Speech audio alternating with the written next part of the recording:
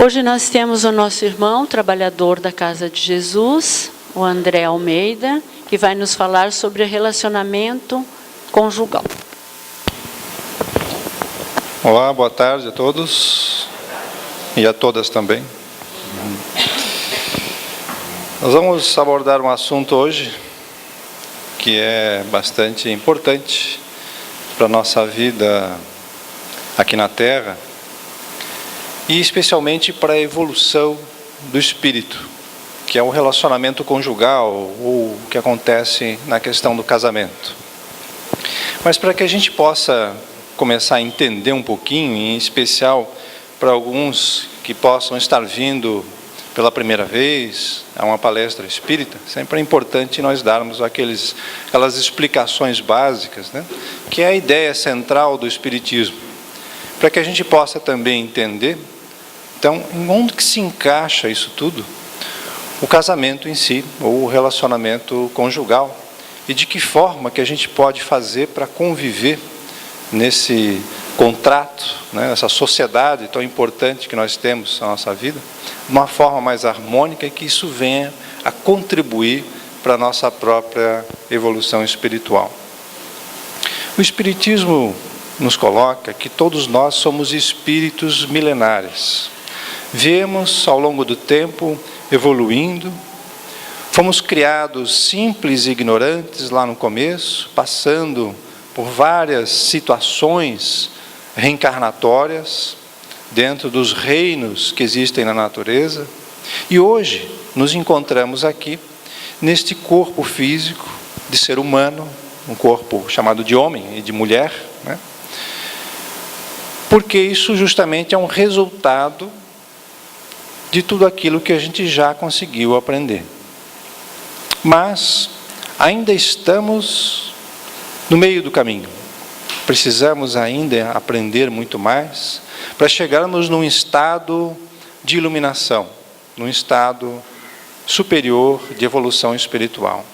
E nesse estado, então, quando nós já aprendemos várias situações, quando já aprendemos a nos conhecer, conhecendo também o próximo, e aí nós vamos aprender a lidar com as questões da vida de uma forma muito mais harmônica.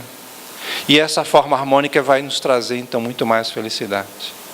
A felicidade justamente vem deste aprendizado que nós vamos galgando ao longo das vidas.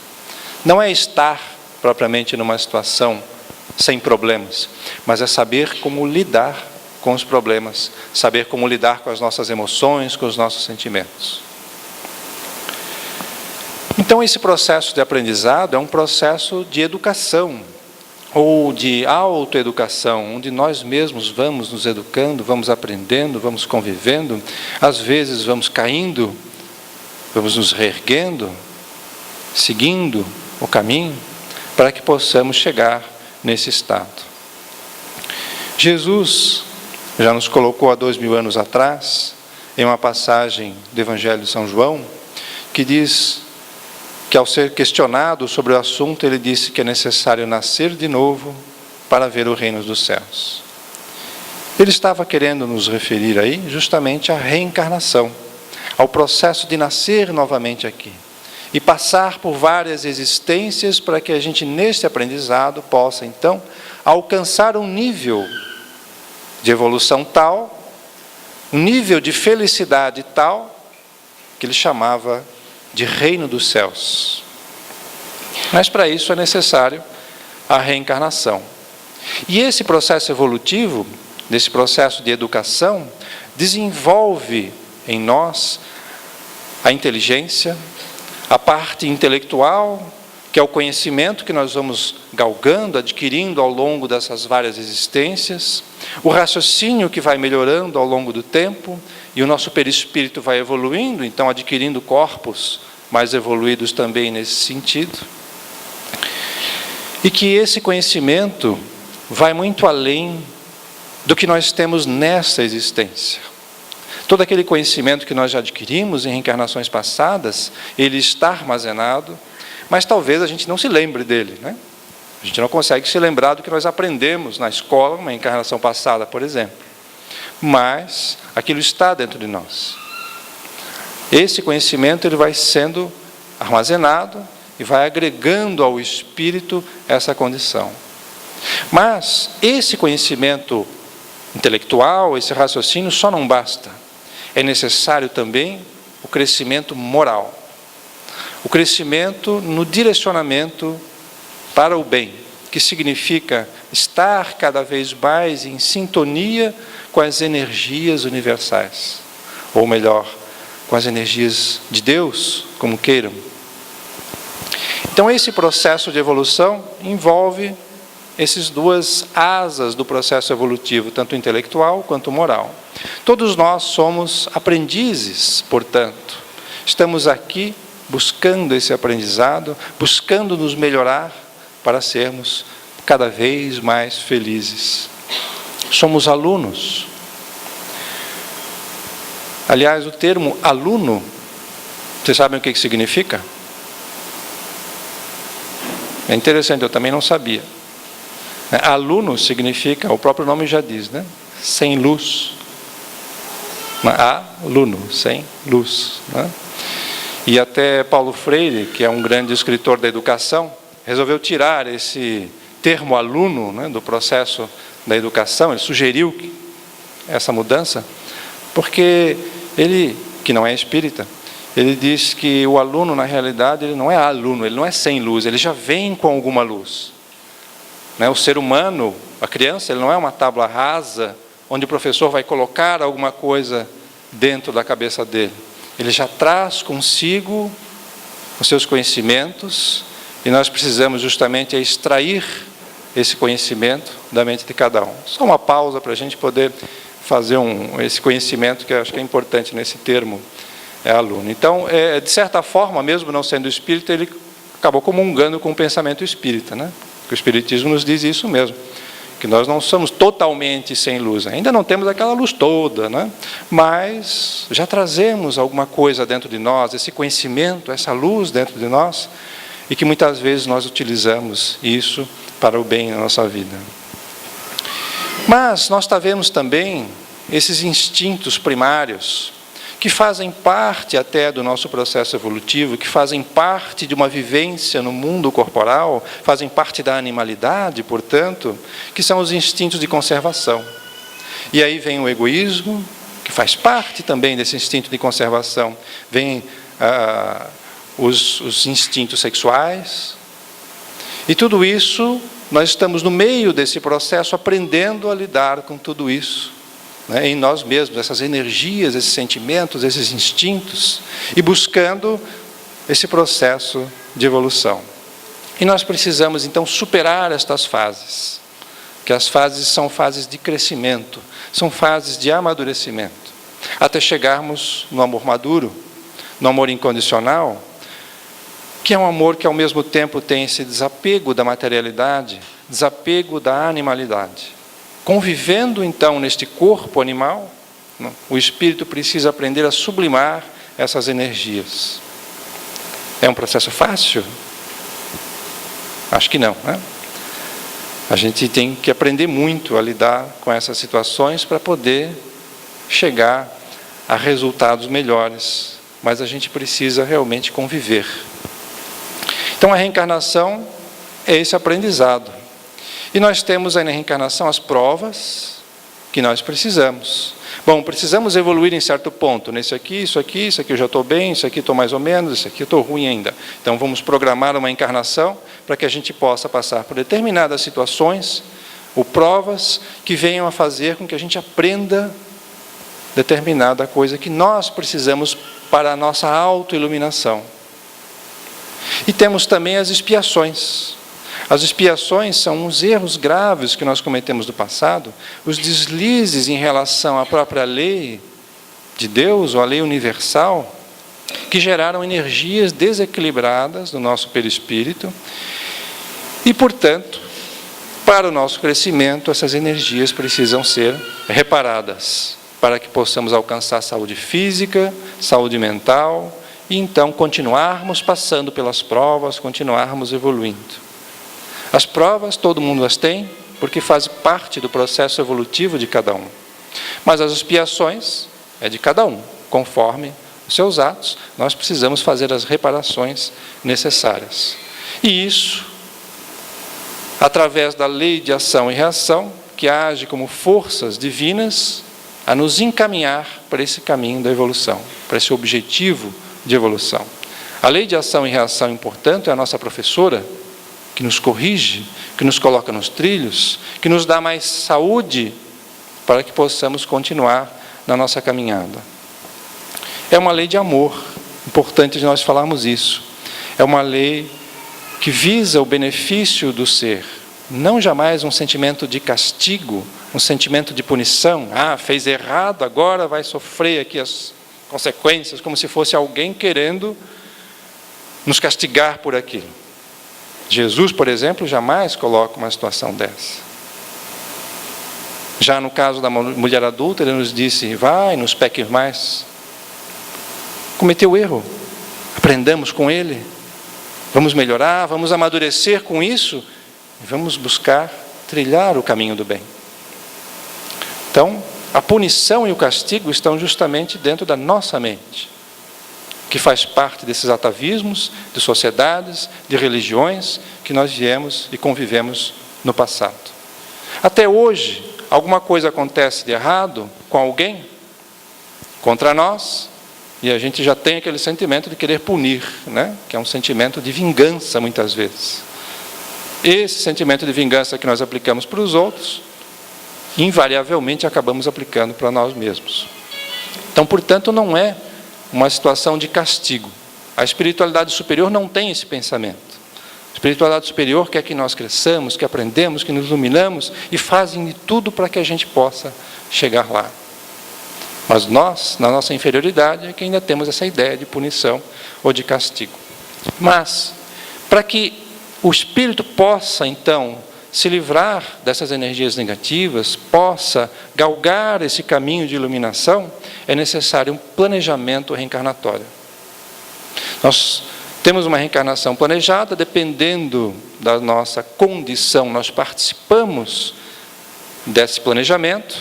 Ah, eu prefiro assim, acho que eu preciso melhorar nisso, naquilo, ou às vezes, dependendo, são espíritos mais elevados que então eles planejam para nós, porque a gente não tem condições, às vezes, ainda de participar desse processo.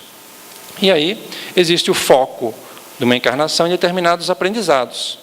Ah, fulano foi assim numa encarnação, e isso trouxe malefícios para ele, prejudicou ele, agora precisa de uma reencarnação dessa forma para poder, então, aprender isso daí, e ele mesmo vai se sentir muito melhor com isso.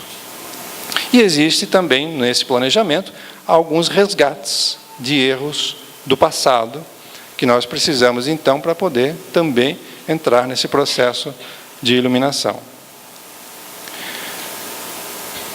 Então, nessa situação de aprendizado, o relacionamento, a convivência com as pessoas é inevitável, é imprescindível, é absolutamente necessária para que a gente possa aprender a lidar com essas energias, aprender a lidar com esses atavismos que nós temos dentro de nós. E aprender a lidar com isso é ir sublimando, é ir crescendo, é ir se iluminando no caminho. Por isso, o aprendizado se dá através dessas convivências, dos relacionamentos, porque isolado, a gente não conseguiria aprender a lidar com isso. No passado, então, dentro desse processo evolutivo, nós nos relacionamos com muitas pessoas. Se nessa encarnação a gente já conhece bastante gente, a gente já lida com pessoas na família, no trabalho, com vizinhos, na escola, cursos, enfim, todos os lugares que a gente vai, a gente conhece pessoas e a gente se relaciona com várias pessoas, e nesse relacionamento nós estamos trocando energias. Todo relacionamento, uma conversa com a pessoa é uma troca de energia. E isso que nós estamos fazendo aqui nesse momento é uma troca de energia. Estamos todos nós trocando energia aqui. Eu com vocês, vocês comigo, e cada um entre si também, de acordo com seus pensamentos, com o que fala, com o que sente, está trocando energia.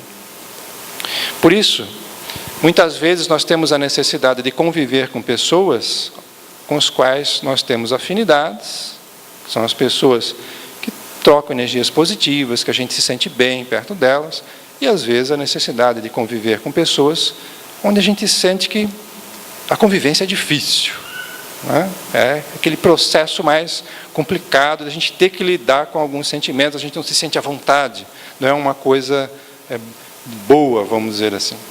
Mas isso tudo faz parte desse processo de aprendizado. Então, as relações com bons sentimentos criam vínculos positivos, criam laços positivos de amizades, de amor verdadeiro, e que geram bem-estar para todos nós.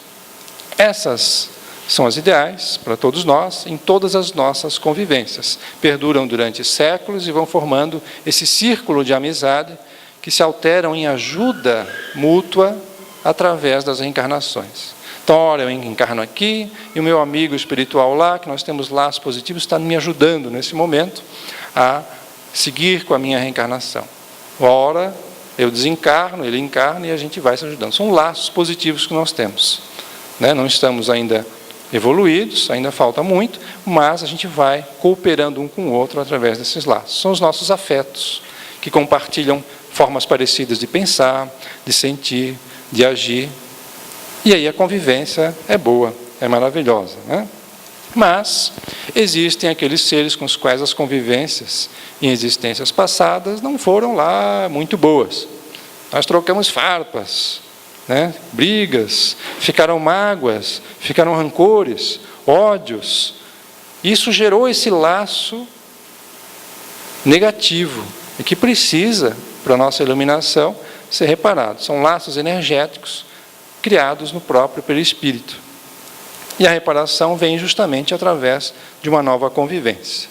É programada uma reencarnação para que possamos conviver com aquelas pessoas com as quais nós precisamos transformar esse laço negativo em um laço positivo. E aí surge a questão da família. Na família, muitas vezes, nós temos pessoas que são aquelas dos laços positivos, que nós nos damos bem, e que muitas vezes já vemos trazendo essa convivência de várias outras vidas, várias outras existências. E a família, então, segundo Joana de Ângeles, é o mais importante agrupamento na ação educadora do espírito. É ali que o espírito nasce, cresce, convive e vai então aprendendo a se relacionar, vai aprendendo as coisas da vida desde criança. E ela nos diz que frequentemente é formada por espíritos encarnados que possuem então ligações de anteriores convivências. Essas ligações podem ser simpáticas ou conflituosas. Normalmente a família é um grupo de espíritos necessitados, desajustados, precisando desse reajuste em compromisso inadiável, para que ocorra essa reparação e para que a gente possa cada vez mais irmos nos iluminando para alcançar esse estado de reino dos céus ou de nirvana, enfim, conforme o nome que ela dá, mas um estado mais evoluído. E isso tudo nós não poderíamos fazer se não fosse a reencarnação. Então, isso para que nós possamos entender um pouquinho essa introdução, o que diz o Espiritismo a respeito dessas nossas convivências, a respeito desses laços que nós criamos aqui e que nós estamos trazendo do passado, e a respeito do ambiente familiar que muitas vezes é composto para isso. O Livro dos Espíritos traz uma questão, a 695, que pergunta o seguinte: será contrário à lei da natureza o casamento? Isto é, a união permanente de dois seres? Será que isso é contrário à lei da natureza? A resposta dos Espíritos: não, não é contrário. É um progresso na marcha da humanidade. Porque o casamento justamente implica, esse relacionamento conjugal implica nessa convivência íntima e que faz com que a gente possa reparar determinadas ações do passado ou aprender, mediante as provas, a melhorar as nossas energias, as nossas condutas, o nosso pensamento, para que possamos alcançar cada vez mais esse estado superior. E aí a 696 pergunta então o seguinte: que efeito teria sobre a sociedade humana se o casamento fosse abolido? né? Se resolvesse todo mundo, não vamos mais casar, todo mundo, né? Ninguém casa mais. A resposta seria uma regressão à vida dos animais. Então, o casamento realmente, nesse estágio evolutivo em que nós nos encontramos, ele é muito positivo para o nosso próprio aprimoramento. O casamento aqui se entenda como esses laços de união, né? Não estamos falando necessariamente das questões sociais, né? Como casar na igreja ou no cartório, embora isso faça parte da nossa lei humana, mas estamos falando da união permanente de dois seres com esse objetivo, né? De se comprometeram com uma determinada causa, que é a causa do aprimoramento pessoal, e que tem, então, esse objetivo a cumprir.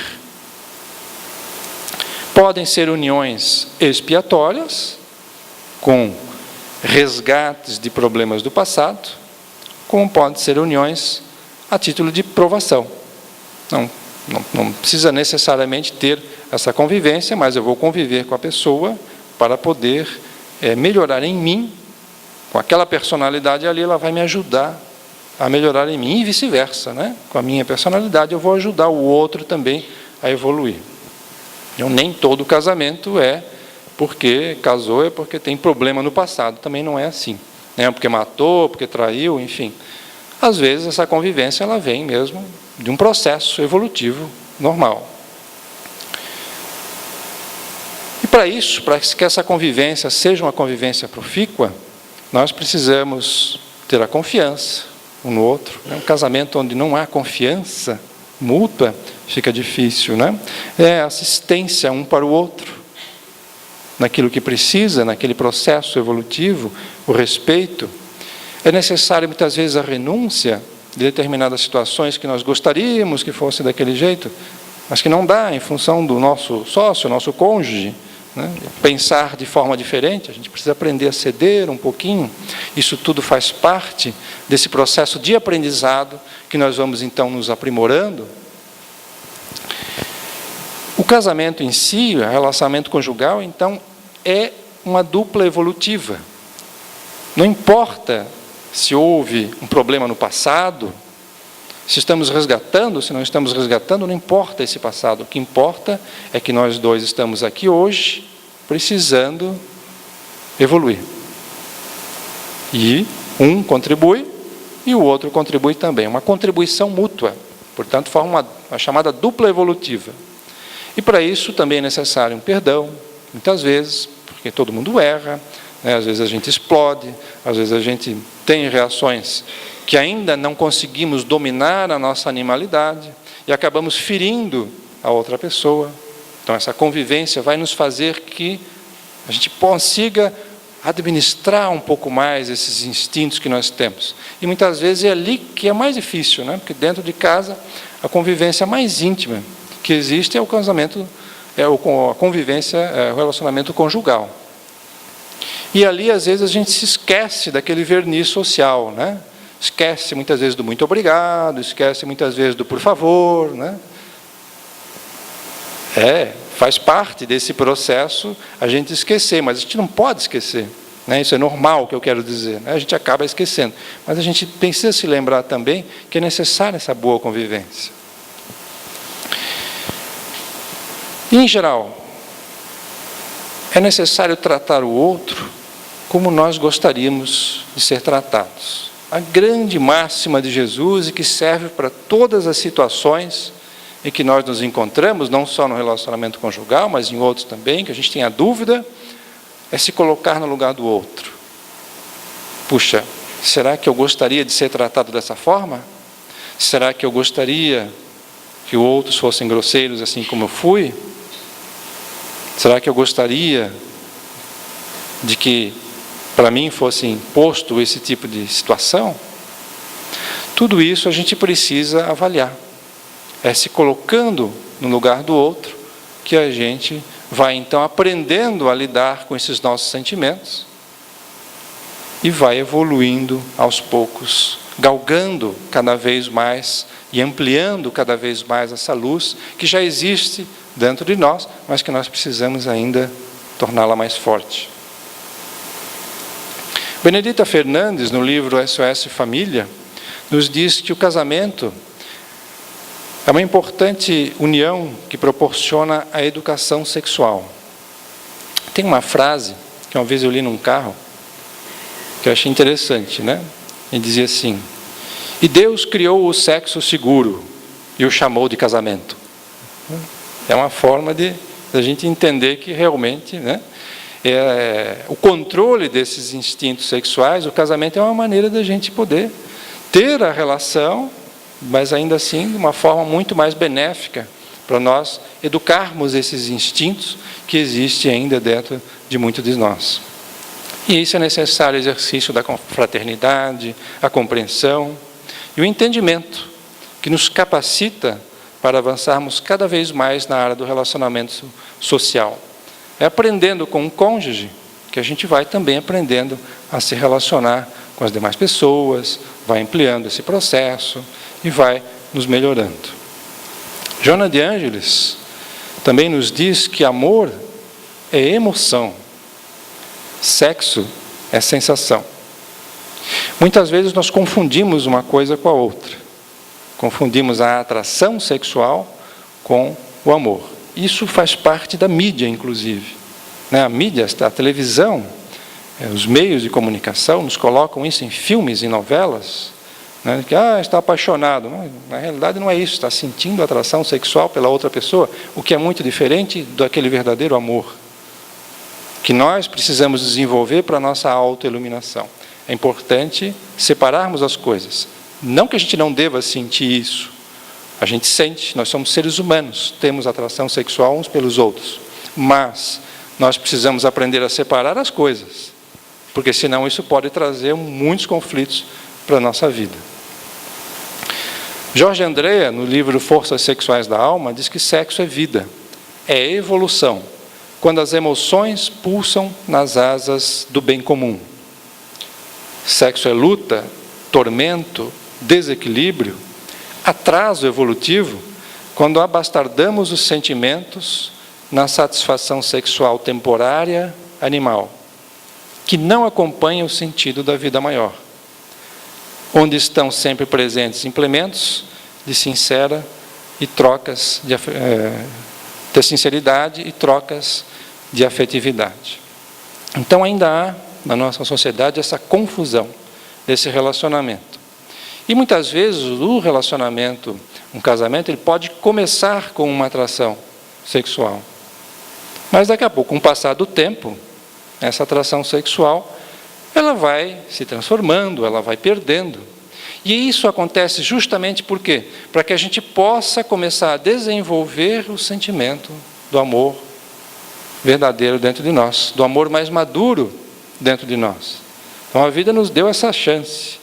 No início é aquela paixão, aquele amor para lá, amor para cá, meu bem para lá, meu bem para cá, né? E daqui a pouco, como diz o outro ditado também, meus bens para lá, meus bens para cá, porque se separaram, né? E não aguenta mais. Então, mas por quê? Porque a gente tem essa ilusão de que as coisas vão continuar sempre como estão, lá no começo, lá no princípio, e a gente não tem o conhecimento para perceber que isso muda ao longo do processo. E essa convivência que nós precisamos ter, essa convivência da fraternidade, dos bons relacionamentos, do amor mais universal, mais fraternal, e a gente acha que então que o amor acabou, né? E aí precisa procurar outra pessoa para poder satisfazer esse amor que a gente quer sentir. Então a vida nos proporciona essas situações para que a gente possa justamente ir aprendendo ao longo do tempo. Joana de Ângeles também nos dá alguns sinais de alarme. São situações que acontecem quando o casamento está se complicando. Por exemplo, silêncios injustificáveis. A pessoa fica quieta num canto, o outro fica quieto no outro, não se fala, não tem mais comunicação. Opa! É um sinal de alarme. Alguma coisa está acontecendo. A convivência precisa dessa troca de ideias, de energias, precisa haver esse relacionamento. Tédio inexplicável. A pessoa entra num estado de tédio, também não consegue mais se relacionar, o casamento não vai mais para frente, né? Parece que a coisa está se arrastando. Ira disfarçada através de sarcasmos. Isso também é muito complicado, né? Então, um sempre fica fazendo piadinha sem graça do outro, né? Aquelas coisas para dar espetadinha, né?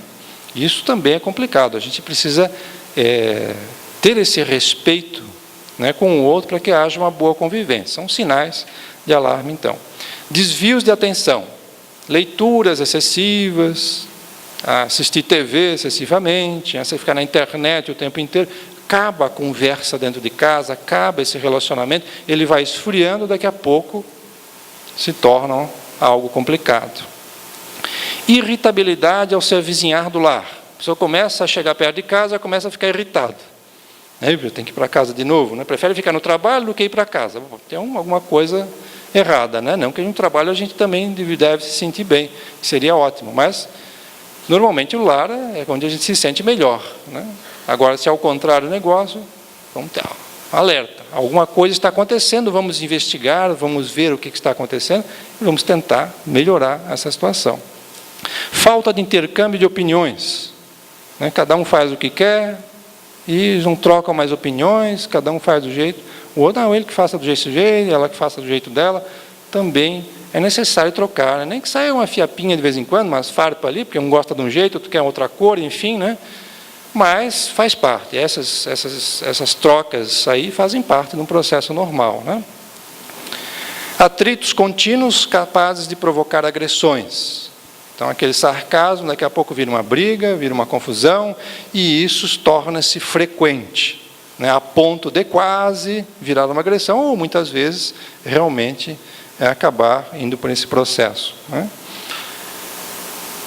Nessa situação também, é muito importante a gente salientar que nós temos algumas mentes que às vezes querem ver a nossa derrocada, querem ver que nós não consigamos atingir os nossos objetivos de crescimento e de iluminação.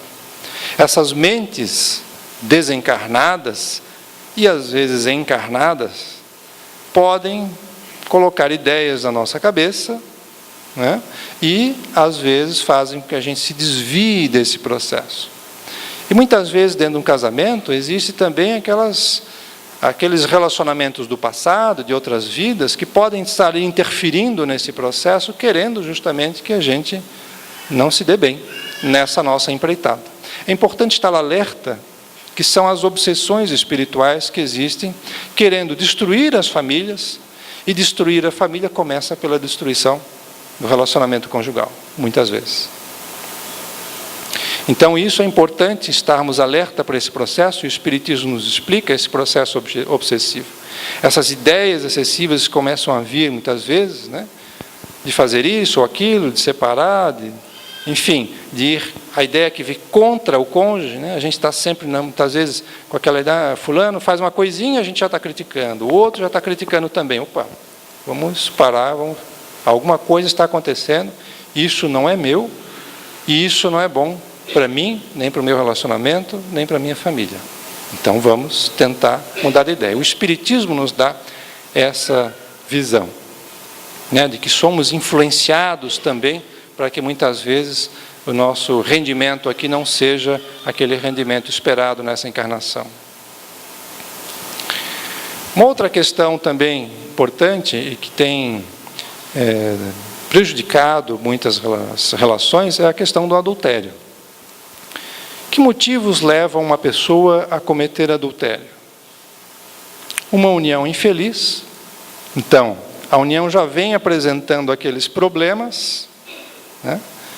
E a pessoa, às vezes, acha que cometendo um adultério vai resolver essa situação.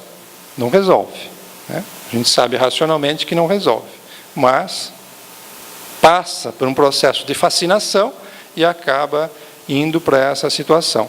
Mas o erro já está lá atrás. Está nessas situações que precisam ser corrigidas dentro do casamento para que não chegue nessa situação. Um outro motivo pode ser também essa falta de administração dos instintos sexuais. O casamento vai bem, vai feliz, mas a pessoa é exacerbada naquele ponto e precisa ter outros relacionamentos. Muito comum, né? No passado isso, era bastante comum que os maridos tivessem lá as suas amantes, né? E a mulher em casa fosse só para cuidar dos filhos e para casa. É um pensamento antigo, né, que existiu durante muito tempo, mas que hoje já está ficando bastante diferente, já estamos evoluindo.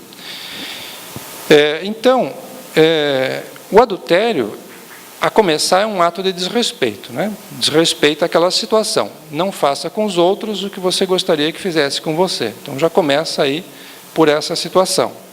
Mas, se nós formos pensar racionalmente, sem até colocar tantas questões espirituais que se desencadeiam em função de uma ação de adultério, nós podemos colocar o seguinte: primeiro, o abalo da relação.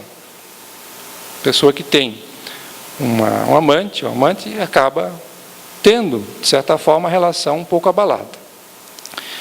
Se isso vem à tona, desrespeito dos filhos. Fica difícil a convivência sabendo dessa situação e, às vezes, também do restante da família. Bom, isso pode gerar o quê? Vários casos que todos nós temos conhecimento aí do dia a dia. Filhos fora do casamento. É uma complicação. Por quê? Porque a pessoa tem a responsabilidade com aquele ser lá também. E que muitas vezes fica abandonado. Então, gera processos de culpa, gera processos de problemas emocionais em função dessa situação e uma responsabilidade que é ali que não está sendo muitas vezes cumprida. Paixão desajustada pela amante. Tem amantes que não conseguem lidar com essa situação e acabam mais incomodando do que... então acaba criando um processo complicado para a pessoa que está ali. Extorsão pode acontecer. Né? Não vou fazer isso, não eu vou contar para a tua esposa, senão eu vou contar para o teu marido, enfim, gera uma situação complicada. Quando acaba não agravando, como por exemplo, homicídio, né? São chamados crimes passionais, onde o marido acaba matando o amante da esposa e vice-versa, enfim. Suicídio, né? Casos onde o amante ou a esposa acabam se suicidando em função dessa desilusão criada pelo relacionamento. Doenças sexualmente transmissíveis, que contaminam a própria pessoa e, por vezes, acabam contaminando o outro também. Nós temos uns casos graves de AIDS, por exemplo. Né? O governo até nem tem falado tanto, né, quanto falava antigamente na questão da AIDS, mas as estatísticas na área da saúde hoje em dia são graves, porque a AIDS, muitas vezes, ela demora 10, 15, 20 anos para se manifestar e muitas vezes não se manifesta. Mas a pessoa está infectada e, se ela mantém um relacionamento promíscuo nesse sentido, acaba infectando os outros. E, às vezes, acaba infectando o próprio cônjuge também. Isso gera um problema muito sério. Tormento psicológico, consequências espirituais e, muito provavelmente, resgates lá no futuro. Então, isso tudo o que é? É fruto da imaturidade do espírito, que ainda, muitas vezes, não consegue lidar com esses sentimentos, com essa energia que surge dentro de si, e acaba por trazer problemas para si mesmo e para os outros. O cônjuge é um companheiro de evolução, portanto, é um espírito imortal, que tem também suas experiências passadas, e que precisa evoluir assim como nós, como todos os outros. Não é perfeito. O que é necessário? Essa ajuda mútua, né? Nesse aprendizado, respeitando, muitas vezes, limites. A gente sabe, a pessoa não tem limite, ela não pode ir além daquilo. Então, vamos exigir ela dentro do limite também. Vamos exigir mais do que essa pessoa pode. Né? Ela não vai alcançar a perfeição nesta reencarnação, mas o que a gente puder ajudar para contribuir, para que ela evolua, melhor. Estamos cumprindo, então, o nosso papel, ajudando o cônjuge a evoluir e, ao mesmo tempo, nessa ajuda, estamos também evoluindo. O matrimônio, então, é uma missão pelo qual nós devemos buscar, utilizar até o limite de nossas forças para lograr êxito. Nosso maior objetivo é com a nossa própria evolução e com a evolução também do próximo. E o casamento, e o divórcio, então, nesse sentido? Como é que funciona? Eu acho que a gente já pode ter uma ideia, né? A separação. Se existe uma união com o objetivo de nós evoluirmos em determinados pontos, se nós nos separamos, nos divorciamos, de certa forma, alguns pontos ali a gente ficou, que nós não conseguimos dar conta, vamos dizer assim, daquele processo. Então, a pergunta que existe no Evangelho segundo o Espiritismo é se a indissolubilidade do casamento é contrária à lei de Deus. E a resposta não é contrária à lei de Deus. Porque, de certa forma, quando acontece a separação, é simplesmente que já tornou público uma situação que já estava acontecendo. Ela já existia, o amor já acabou, já não conseguiu mais reequilibrar, então acaba havendo a separação para poder cada um então seguir o seu caminho. E nesse sentido, nós podemos refletir em 4 situações. Nós podemos refletir que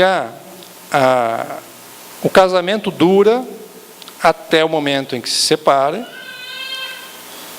e aí surgiu dessa relação ódio, rancor, mágoa, situações não éticas cometidas com o cônjuge.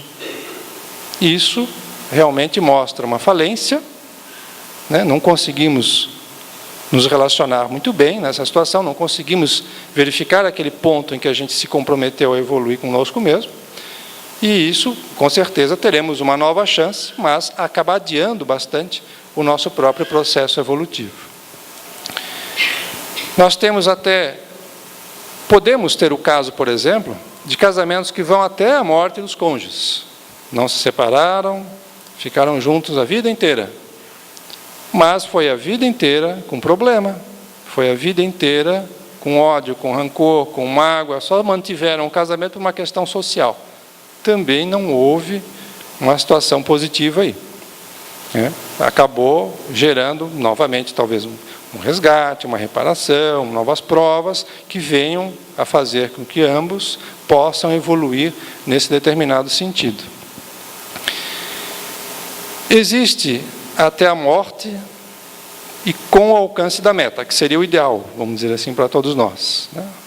O casamento durou, houve a reparação necessária, conviveram bem, foram felizes e finalizaram as suas reencarnações com esse alcance da meta.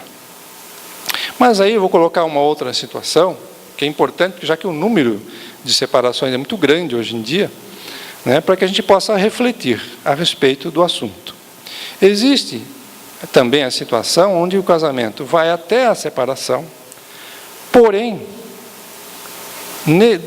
durante esse processo, especialmente um pouco após esse processo, acaba acontecendo sentimentos bons, sentimentos positivos entre o casal. E existem situações assim, eu conheço algumas. Esse caso, pelo menos, não vai exigir um resgate, uma reparação, não foi uma coisa hedionda. Talvez o que tenha acontecido ali, alguns pontos, o espírito ainda vai precisar passar por provas, passar por situações que não conseguiu administrar muito bem durante a vida. Mas o principal ponto é esse, é não ficar essas mágoas, não ficar o rancor, não ficar o ódio. Às vezes tem casamentos, por exemplo, onde a separação é judicial e acaba afetando os filhos. Uma mulher pondo os filhos contra o marido pondo os filhos contra a mulher, e as crianças no meio desse processo, isso afeta a educação das crianças. É uma lástima, realmente, quando acontece uma situação como essa. Se a separação for inevitável, se assim chegarmos a um consenso de haver a separação, que pelo menos seja uma separação amigável, que pelo menos seja uma separação onde os donos nutram entre si sentimentos de amizade. E existem, de fato, várias situações assim. Não gera uma expiação, mas de repente a prova não foi aquela prova muito bem lá sucedida. De certa forma, há em alguns pontos o adiamento. Vai precisar, talvez, em alguma outra situação, muito provavelmente, se ficou tudo bem, não com a mesma pessoa, mas em algum momento, em outro casamento, às vezes até nessa própria vida, vai achar uma outra pessoa que, pela lei de atração, vai acabar se casando, e aí vai proporcionar com que a pessoa repare aqueles pontos necessários que ela precisa. Então, a lei, nesses relacionamentos, assim como em todos os relacionamentos, é a lei de amor universal. Nós precisamos aprender a amar incondicionalmente. Esse amor incondicional nos traz uma série de benefícios. O amor incondicional é amar sem esperar retorno. Esse amor proporciona uma segurança psíquica para enfrentar as decepções que podem ocorrer ao conhecermos melhor as pessoas com as quais convivemos. Muitas vezes a gente convive com a pessoa, mas não conhece ainda com as suas profundezas, lá dentro daquela pessoa, aquele ser. E a gente passa, cada vez mais ao tempo que passa, a conviver um pouquinho, a conhecer um pouquinho mais. E em alguns momentos a gente pode acabar se decepcionando, mas se nós mantivermos essa posição do amor incondicional, mantivermos a posição de que a pessoa está num processo evolutivo, que tem também suas falhas, nós vamos ajudando essa pessoa a se melhorar. E aí que está o grande processo, que muitas vezes a gente não aguenta e tem a ideia de pular fora da situação. O amor incondicional também facilita a prática do perdão, que perdão faz mais bem a quem perdoa, né, do que o próprio perdoado. É necessário ter essa paciência para ajudar, então, ambos no processo evolutivo, se ajudarem mutuamente. O casamento, como uma vez comentou aqui a nossa presidente, que eu vou pedir permissão para citar essa frase dela, é como um jardim, que se todo dia for regado com um pouquinho de paciência, com amor incondicional, com um pouquinho de tolerância, um dia vai produzir lindas flores. E para finalizar, vamos fazer um trocadilho da máxima do Espiritismo, né? Fora da caridade, o casamento não tem salvação. Essa era a mensagem que eu gostaria de passar para vocês hoje. Muito obrigado pela paciência e uma semana de muita paz a todos vocês. É um tema apaixonante, né? Falar sobre o casamento. E felizes daqueles que conseguem viver fazendo esta limpeza do jardim, né, diariamente. Então, agradecemos ao André, porque aprendermos cada vez mais é sempre bom.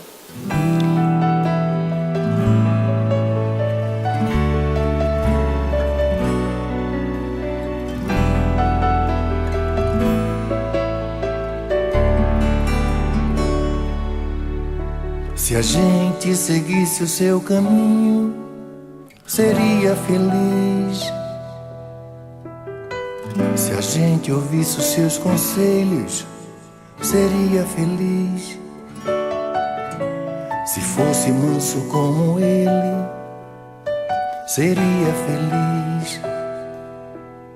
Tinha mais coragem e determinação pra mudar. Se a gente compreendesse mais o que ele deixou, seria caridade e paz, amando o amor. Não ia mais ficar chorando, nem se lamentar. Quem seguir o seu exemplo vai se iluminar. Quando acusados ou amor, caluniados ou perdão, quando traídos ou a luz do coração, quando atacado ele sorriu, elogiado ele nem viu. Meu irmão Chico, nossa eterna gratidão. Quando acusados ou amor, caluniados ou perdão, quando traídos ou a luz do coração, quando atacado ele sorriu,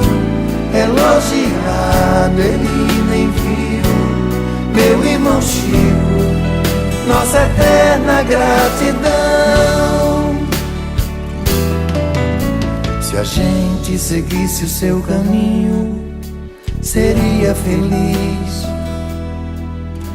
Se a gente ouvisse os seus conselhos, seria feliz.